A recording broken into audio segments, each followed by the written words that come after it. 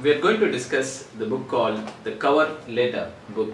It's a wonderful book, and basically when you're dealing with the multiple stakeholder, for example supplier and vendor and all that, and how to do a follow-up, for example instead of just saying like first reminder or second reminder, how you can articulate the wording, how you should pick the choice of words so that it can bring an attention of the user and they can respond to. Wonderful book. I'm going to cover more aspect from it.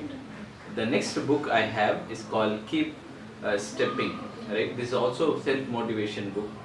Basically deals with various aspects how we can enhance the confidence, and it also talks about a little bit of self-reflection, and every chapter ends with the reflection page where you have to reflect and then mull over on the point what is being given. So this is also yet another interesting book. For example, let's say there is a chapter, page number 33 called Shred, right? Again, the whole summary is given in the bulletin, just 5-6 bulletin, and this is also a wonderful book, and I'm just excited to cover more aspect from this book also as well.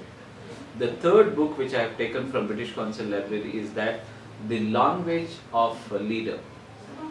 Basically, the more emphasis is given on wording, the choice of words, and how you should communicate the result, and how we should communicate the aspect, what changes the organization is going through, and various other techniques being demonstrated in this book called The Language of Leader.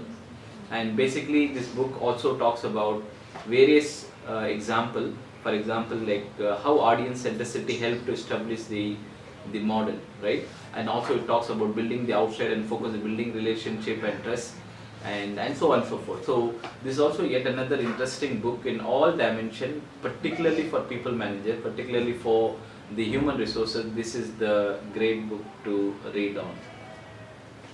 The next two books I have, okay, these are all related to language, and one is that a guide to idioms. Wonderful, and it also has given that all the idioms. For example, let's say idioms been given, and then associated explanation been given, and also examples been given, and a couple of example in each of these things has been given. So this is a very very nice one.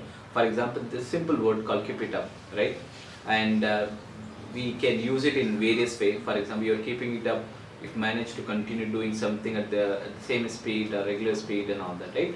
So how we should put this into phrase, how we should put this into sentences and all that. A wonderful book, and each has been given as alphabetical order, ABCD, and it goes all the way to Z, and then each terms has been given which well elaborated way. For example, put down, put off, and all that has been very very nicely been given in this book.